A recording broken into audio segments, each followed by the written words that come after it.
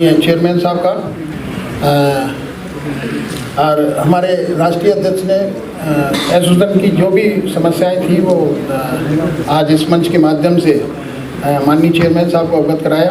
माननीय जो विधि और न्याय मंत्री हैं उनके सामने भी समस्याएं उठाई, लेकिन कुछ समस्याएं ऐसी हैं मान्यवर जो मैं आपके संज्ञान में लाना चाहता हूं। अभी रेलवे बोर्ड की एक PNM में NFIR ने ये मुद्दा उठाया था। हमारी एसोसिएशन ने भी ये मांग की हुई है कि जो CLI का कैडर है उसमें 4600 के बाद में कोई अपग्रेडेशन नहीं आया है। वो मुद्दा मैं समझता हूँ NFIR की PNM में उठाया गया था और हमारी एसोसिएशन की तरफ से भी ये एजेंडे में आइटम हमारा चल रहा है। हमने लेटर भी लिखा है और साथ में ही जो रनिंग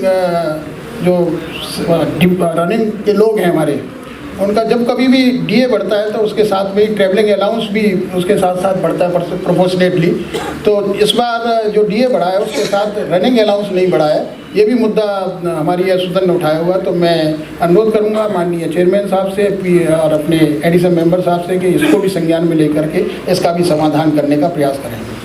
मैं अब इसी क्रम में माननीय मंत्री जी जो हमारे संरक्षक भी हैं और जो पिछले जब से सांसद बने तभी से हमारी एसोसिएशन को इनका आशीर्वाद प्राप्त हो रहा है, मैं आमंत्रित करूंगा माननीय अर्जुन जी और नारा लगाऊंगा मैं माननीय मेघवाल जी जिंदाबाद, आदरणीय मेघवाल जी जिंदाबाद।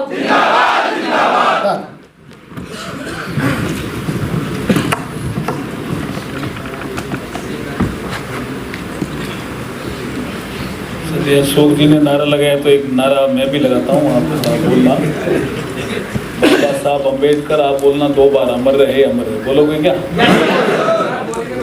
बाबा साहब अम्बेडकर, बाबा साहब अम्बेडकर, जय भीम। साथी, ये ऑडिटोरियम का नाम भी भीम है, ध्यान है क्या? ये जिस ऑडिटोरियम में आप बैठे हो ना, इस ऑडिटोरियम का नाम भीम है। जय भीम।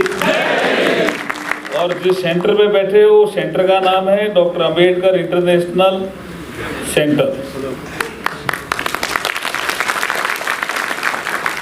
ये 15 जनपद पे है। इससे पहले यहाँ पे एक डॉक्टर अंबेडकर फाउंडेशन का ऑफिस होता था, पता है क्या? जानते हो किसी को? जी।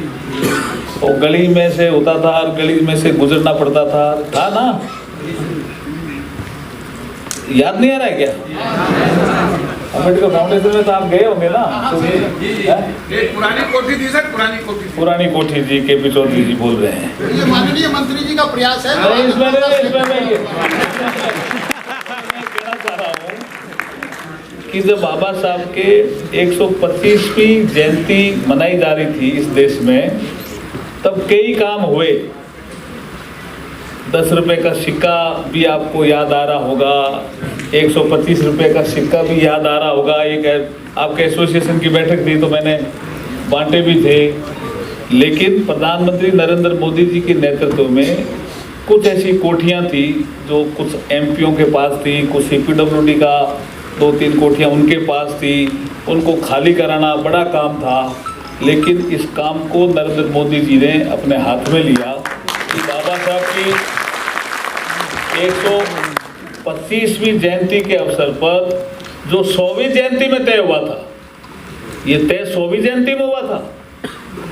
जब VP सिंह जी इस देश के प्रधानमंत्री थे तब ये तय हुआ था कि डॉक्टर अंबेडकर इतने विपरीत परिस्थितियों में इतनी पुस्तकें लिख गए, इतना अध्ययन हमें दे गए, संविधान सहित बहुत सी चीज़ें हमें दे गए, इतना टैलेंट कैसे आया, इसका कोई न कोई एक संस्था बनकर के अध्ययन करे। तो उस समय तय हुआ था। 100वीं जयंती का मतलब हो गया 1991-92 में तय हुआ कि बाबा साहब डॉक्टर BR अम्बेडकर के नाम से एक doctor Ambedkar international study centre बने। लेकिन 91-92 में तय हुई चीज पूरी होती है नरेंद्र मोदी जी के कालखंड में। तो ये असाधारण योगदान है नरेंद्र मोदी जी का। इसके शिलान्यास के समय भी हम आए थे, उद्घाटन के समय भी हम आए थे। और एक चीज कही थी, इसी के उद्घाटन के अवसर पर कही थी नरेंद्र मोदी जी ने, कर बाबा साहब नहीं होते तो मैं इस देश का प्रधानमंत्री नहीं बन सकता। बाबा साहब अम्बेडकर, बाबा साहब अम्बेडकर।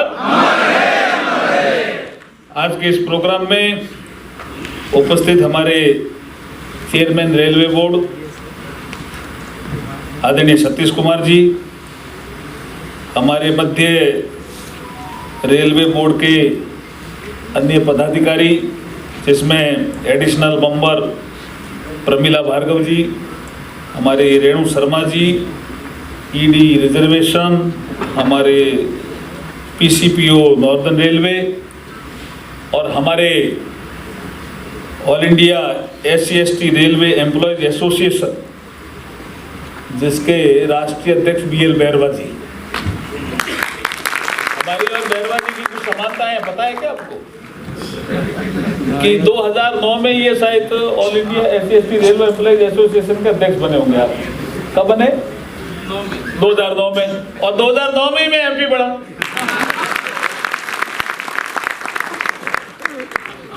और एक समानता और है पता आपको, जयपुर में जो हमारा घर है उसी गली में इनका घर है।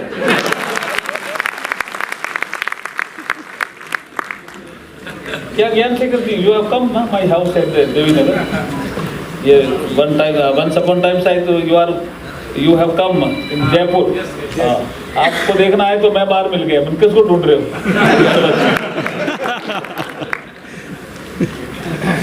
अब ठीक है ना, योर डिस्प्यूट इज सेटल ना।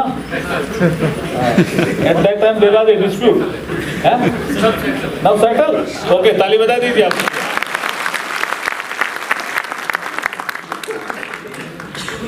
हमारे PC शर्मा जी भी आए हैं, KP चौधरी जी भी आए हुए हैं। सबको नमस्कार करता हूं। सम्मानित मंच, आप भी सब आए हुए हैं। मुझे बताया गया कि शाखा और मंडल के जितने भी पदाधिकारी हैं वो सब आए। ऐसा ही है? आप सबके लिए जोरदार ताली बता दीजिए। 2 सुविधाएं रेल ने दी। हमारा नागपुर जो आपका अधिवेशन था जिसमें रेल मंत्री जी भी आए थे, मैं भी आया था। मैं शायद रात को आया था। तो उसमें ये 2 चीज़ों पे सहमति हुई थी और ये दोनों चीज़ें आपको मिली। शाखा स्तर पर कार्डबाज की सुविधा और 2 इनफॉर्मल मीटिंग की जगह 3 ये मिल गई ना आपको। तो अश्विनी वैष्णव जी के लिए भी जोरदार ताली बजा दो भाई। और CRB साहब के लिए भी बजाओ जोरदार।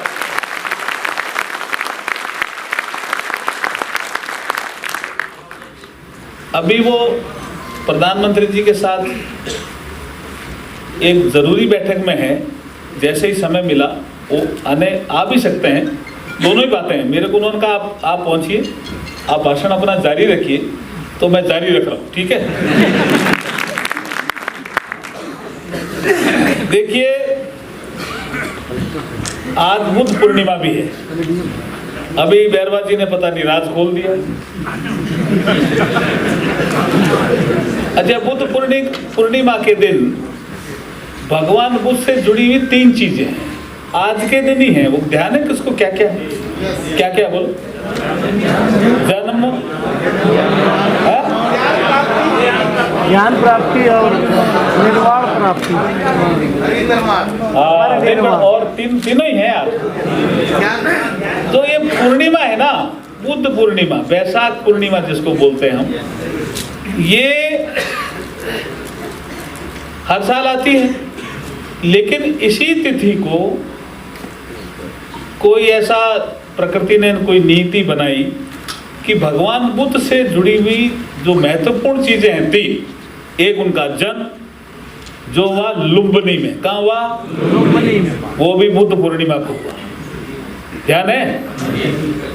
उनको जो ज्ञान प्राप्त हुआ वो हुआ बोध गया में, और वो भी बुद्ध पूर्णिमा को हुआ।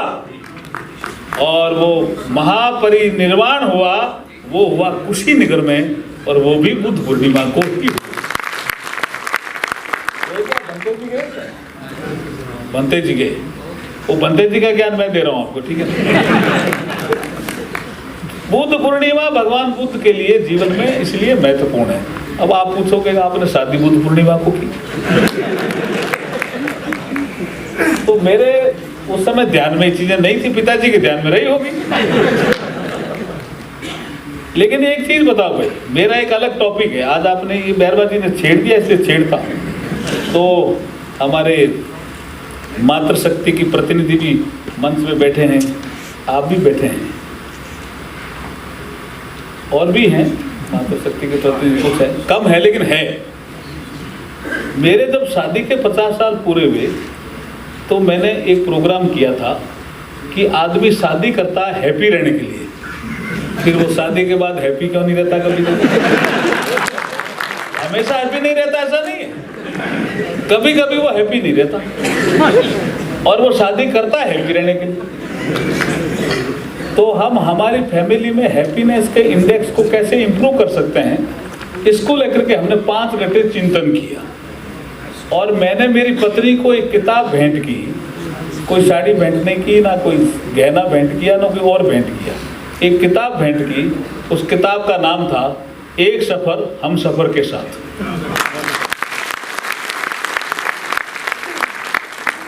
अब उसमें हमारे साथ एक भूरेलाल जी IAS थे, उनके भी शादी के 50 साल हो गए थे, वो भी जुड़े। एक जस्टिस अरिजीत प्रसाद सुप्रीम कोर्ट के जज थे, रिटायर्ड, वो भी जुड़े। कलराज जी मिश्र जो बाद में हमारे गवर्नर रहे, वो भी जुड़े। कुछ ऐसे लोग भी जुड़े जो लेबर क्लास भी थी, कुछ ऐसे उद्योगपति भी थे। ऐसे 50 पेयर्स अक्रॉस द कंट्री, कोई केरला का था, कोई असम का था, कोई जम्मू कश्मीर का था। सबने कहा ये काम अलग किया, अद्भुत किया। लेकिन भूरेलाल जी ने कहा कि इसकी एक छोटी कमेटी बनाओ और ये परिवार में टूटन क्यों हो रही है, शादियां बिखर क्यों रही है, इस पे चिंतन करना चाहिए। ये 2018। तो उसके बाद हमारी एक छोटी कमेटी बनी जिसमें भूरेलाल जी थे, मैं था, कलराज मिश्र थे, हुक्मदेव नारायण यादव थे और जस्टिस अरिजीत प्रसाद थे। तो हम बैठते थे 5 लोग। तो भूरेलाल, ये आपको मैं क्यों सुना रहा हूँ कथा कि आपकी सबकी अधिकतर शादियां हो गई है ना, करीब करीब हुई है ना भाई। हाँ, इसलिए सुना रहा हूँ, आप ध्यान से सुनना। हाँ, तो इसलिए वो भूरेलाल जी क्या कह रहे हैं, जो मुझे ज्ञान बाद में मिला, फिर हमने दूसरी किताब निकाली। भूरेलाल जी ने कहा मैं IAS बन गया था, हमारी एक मीटिंग में कहा उन्होंने, मैं IAS बन गया था तो अभी शादी नहीं करना चाह रहा था। लेकिन एक कोई गैदरिंग में मैं मिला मेरी वर्तमान पत्नी से और मैं अट्रैक्ट हो गया। तो मैंने देखा भी ये क्या चीज़ है, ऐसा मैं शादी करना ही नहीं चाह रहा था, अब ये क्यों इच्छा जागृत हो रही है, हमारी शादी हो गई। तब से मैं ढूंढ रहा था कि भाई क्या चीज़ थी जिस कारण से मैं अट्रैक्ट हुआ। तो फिर पता चला कि भाई किसी ने कहा गुण मिल गए होंगे, किसी ने कहा कुछ मिल गए होंगे। वो लंबे समय से सोच रहे थे कि DNA मिलता है तब शादी होगी। जब हमारी पुस्तक पढ़ी उन्होंने, हमारी पुस्तक, मेरी ये जो पुस्तक है छोटी पुस्तक है, पूरे 100 पेज भी नहीं होंगे, लेकिन मुझे इस मंच से खड़े होकर के कहने में गर्व महसूस हो रहा है कि मेरी पत्नी कोई 4-5 महीने स्कूल गई होगी, लेकिन मेरे पढ़ाने में और मुझे इस मंच तक खड़ा करने में सबसे ज़्यादा किसी का योगदान है तो मैं मेरी पत्नी का। एक सफर हम सफर के साथ। ऐसा नहीं है कि मेरे माँ बाप का योगदान है, नहीं है, मेरे माँ बाप का भी योगदान है, मेरे गुरुओं का भी योगदान है, मेरे और लोगों का भी योगदान है, समाज के लोगों का भी योगदान है, लेकिन उनका सबसे ज़्यादा योगदान है वो उस पुस्तक में है। इसलिए उस पुस्तक की समीक्षा हुई, मुझे पता नहीं था इतनी समीक्षा हो जाएगी। उस पुस्तक की कम से कम 50 विश्वविद्यालयों में समीक्षा होगी, कम से कम चल रहा है काम कंटिन्यू। ये क्या पुस्तक, ये क्या पुस्तक है, ये लगातार चल रहा है। और सुषमा जी ने जब US जाते हुए पुस्तक पढ़ी तो वापस आकर के मुझे कहा, अर्जुन जी क्या लिख दिया आपने, ये पुस्तक तो बहुत फेमस करेगी आपको। और मुझे अब लग रहा है कि फेमस कर रही है वो पुस्तक। तो जब DNA मिला तब शादी हुई। तो शादी के बाद अगर छोटी मोटी कोई कड़वाहट जीवन में आ जाए तो झगड़ना जरूरी है? बैठ करके समझाइश करके उस मामले को निपटाना जरूरी नहीं है क्या? पत्नी अगर समझदार हो तो पति को समझाए, और अगर पति समझदार हो तो पत्नी को समझाए। ये कोर्ट केस क्यों कर रहे हैं अपन भाई? पति पत्नी में से एक को हारना आना चाहिए। पति पत्नी में से एक हारेगा तो परिवार जीत जाएगा। पति पत्नी में से एक हारेगा तो परिवार जीत जाएगा। आपको परिवार को जिताना है कि अपने आप को जिताना है भाई? बताओ। परिवार को कॉन्सेप्ट क्लियर होना चाहिए भैया। मैं एक लोक अदालत में गया और हमारे पुराने एक्स सीजीआई चंद्रचूड़ साहब ने की थी वो लोक अदालत। तो मैंने ऐसे ही पूछा, क्यों मैं फैमिली जो मामले होते हैं उनमें इन्वॉल्व रहता हूँ। मैंने पूछा कोई फैमिली का कोई मामला आपके यहाँ सेटल हुआ लोक अदालत में? उन्होंने कहा एक फैमिली का मामला भी सेटल हुआ। तो मैंने बुलाया, मैंने को बुलाओ। वो साइंटिस्ट थे दोनों। कितने साल से झगड़ रहे थे पता? 27 साल से। और बाद में लोक अदालत में सेटल हुआ। तो जीवन का अमूल्य समय तो निकल गया। काय के लिए शादी की? क्यों आए थे संसार में? झगड़ने के लिए क्या? और दोनों ये तय करके आए बैठे हुए थे।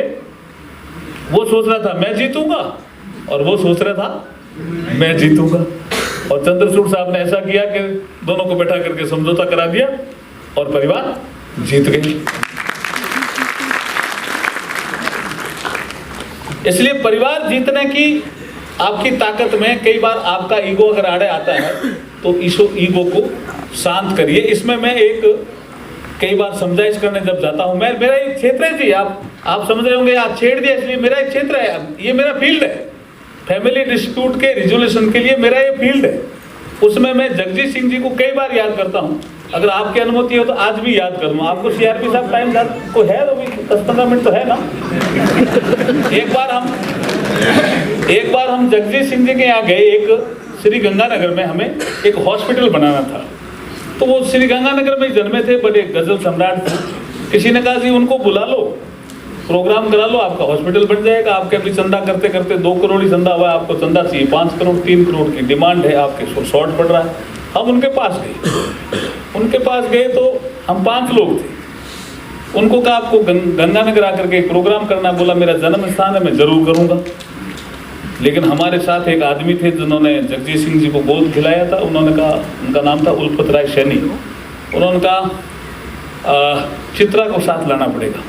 तो जगजीत सिंह जी ने कहा राय साहब, मेरे लड़का था एक, उसकी कार एक्सीडेंट में डेथ हो गई। उसके बाद चित्रा ने गाना छोड़ दिया, इसलिए वो नहीं आ सकती श्री गंगानगर। मैं चल रहा हूँ, चिंता मत करो, आपका शो बढ़िया हो जाएगा। राय साहब माने नहीं। उन्होंने कहा नहीं, हम तो पंजाबी थे वो। उन्होंने कहा हम तो नूह को लेकर के ही जाएंगे। नूह समझ, पुत्र वधू है ना, बहू, हाँ ये ठीक है कि हम नूह को लेकर के जाएंगे। तो उन्होंने कहा भाई वो नहीं है, चलेगी। तब जब ज़्यादा जिद की राय साहब ने, तब जगजीत सिंह जी ने एक अंतरा सुनाया जो मैं कई जगह सुनाता हूँ, और वो मैं गा के सुनाता हूँ जो उन्होंने गाया। मैं गीतकार भी हूँ, मैं संगीतकार भी हूँ, और मैं कवि भी हूँ। तो ये चीज़ें मैं करता रहता हूँ। वो खड़े हुए जगजीत सिंह जी और खड़े होकर के बोले, ये बहुत बड़ा ज्ञान है जी, मैं इसको छोटा ज्ञान नहीं मानता जो मैं अभी दे रहा हूँ, जो उन्होंने मेरे को जगजीत सिंह जी ने दिया। हम 5 लोग थे। राय साहब, जिंदगी में सबको सब कुछ नहीं मिलता। मैं उनके इन्वर्टेड वर्ड ही यूज कर रहा हूँ जी, मेरे यहाँ बैठे हुए हैं वो वर्ड। राय साहब, जिंदगी में सबको सब कुछ नहीं मिलता। मैं गजल सम्राट हूँ, देश और दुनिया में फेमस हूँ, लेकिन मुझे संतान सुख का अभाव है। इसलिए आप ये मानो कि चित्रा नहीं चलेगी। तो उन्होंने क्या, फिर नहीं मिलता तो क्या करना चाहिए? बोला मैं ये नहीं कहता कि आपको प्रयास नहीं करना चाहिए, जो आपके पास अवेलेबल है उसको एंजॉय करो और उसको बेस्ट बना दो। आप कहीं कोई ऑफिसर हो, कहीं कोई कुछ काम करते हो, कहीं कुछ बांसुरी बजाते हो, कहीं कुछ संगीत करते हो, उसको बेस्ट बना दो जो अवेलेबल है। और जो नहीं है आपके पास उसके लिए प्रयास करो। आप ऐसा मत करो कि चित्रा नहीं चलेगी तो आपका प्रोग्राम ही नहीं होगा। राय साहब, ये तो आपका नकारात्मक सोच है। अब वो राय साहब भी नहीं है दुनिया में, जगजीत सिंह जी भी नहीं, फिर भी राय साहब नहीं माने, जिद किया कि जगजीत मैंने तुम्हें गोद में खिलाया था। बोला हाँ खिलाया था, लेकिन जो मैं कह रहा हूं वो भी सुनो, बच्चों की बात भी कभी सुननी चाहिए, ऐसे राय साहब को कहा। लेकिन फिर भी नहीं माने तो जगजीत सिंह जी खड़े और खड़े होकर के उन्होंने एक अंतरा सुनाया। और क्या शानदार सुनाया, कोई साज नहीं था लेकिन अंदर से आवाज आई थी ना। खाना तो सबके घर बनता है, लेकिन किसी किसी घर का खाना टेस्ट ही क्यों होता है? क्योंकि उसमें प्रेम का भाव होता है। जगजीत सिंह जी ने कहा, जग ने छीना मुझसे मुझे जो भी लगा प्यारा, जग ने छीना मुझसे मुझे जो भी लगा प्यारा, हर जीता किया मुझसे मैं हर दम ही हारा, तुम हार के दिल अपना मेरे गीत अमर कर, मेरे गीत अमर कर दो, संगीत अमर कर दो, संगीत अमर कर दो, मेरी प्रीत अमर कर दो। राय साहब, पति पत्नी में से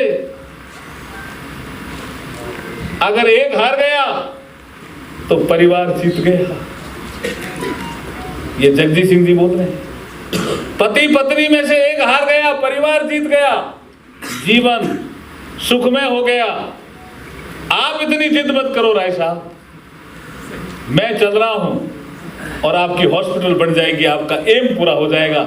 जब आपकी मंजिल पूरी हो रही है तो बीच में क्यों अवरोध पैदा कर रहे हो? तो ऐसे जगजीत सिंह जी को मैं याद करके जोरदार ताली जगजीत सिंह जी। कभी श्री गंगानगर जाओ तो देखना, एक हॉस्पिटल बनी हुई है, उसमें जगजीत सिंह के 100 का योगदान है। तो ऐसा कहीं योगदान होता है तो जीवन में याद आता है। ये तो मैंने बात, चूंकि आज बुद्ध पूर्णिमा थी और एक जीवन से जुड़ी हुई बात इन्होंने कही, उसलिए कही है। अब आप अश्विनी वैष्णो जी का कुछ विषय में बताता हूँ। बैरवा साहब और हम कभी कभी बात करते रहते हैं, अशोक जी और हम सभी। रेल मंत्री तो ठीक है, जब तक सरकार होती रेल मंत्री आते हैं, अपना काम करते हैं, सभी अपना कोई न कोई योगदान देते हैं। लेकिन अश्विनी वैष्णो जी एक अलग तरह का योगदान दे रहे हैं। आपका जो पिछला चुनाव हुआ, बीसी शर्मा जी बैठे, इनके सामने भी कह सकते हैं क्या?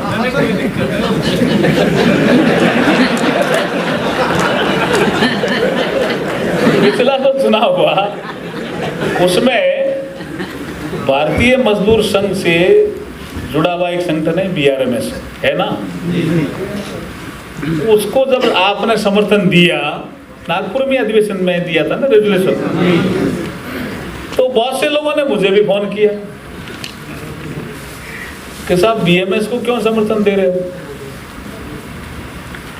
मैंने कहा हमारा जो all India SC/ST railway employees association है वो बाबा साहब के विचारों से जुड़ा हुआ है। जो बाबा साहब के विचार थे उनको आगे बढ़ाने का काम करता है ये संगठन।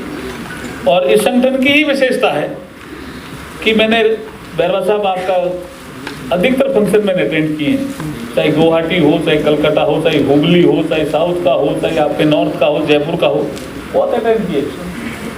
उसमें आप लोग ही कहते हो बाबा साहब का व्यक्तित्व बड़ा था।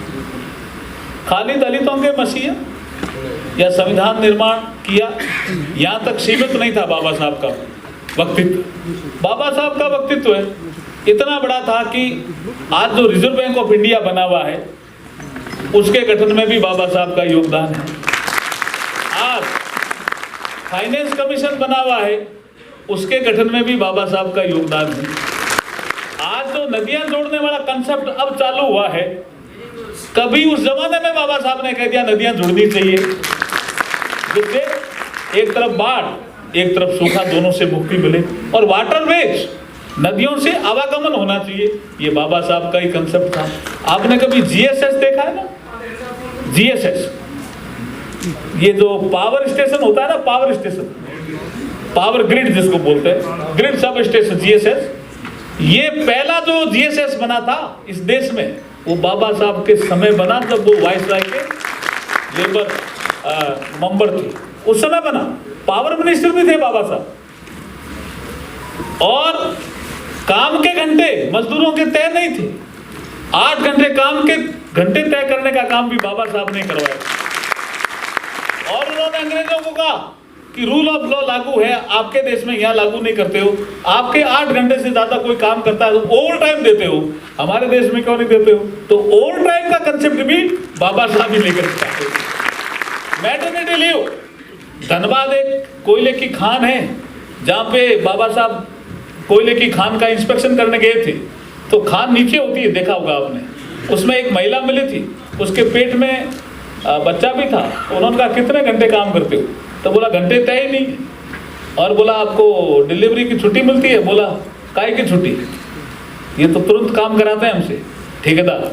तो ये वाइसराय के ये जो लेबर मिनिस्टर थे बाबा साहब, मेंबर मिनिस्टर का ही काम थे उनका पास, यहाँ आकर के 8 घंटे बहस की कि आपके घंटे में मिनिमम वेज है, काम के घंटे तय है, कोई प्रेग्नेंट औरत है उसके लिए मैटरनिटी लीव है?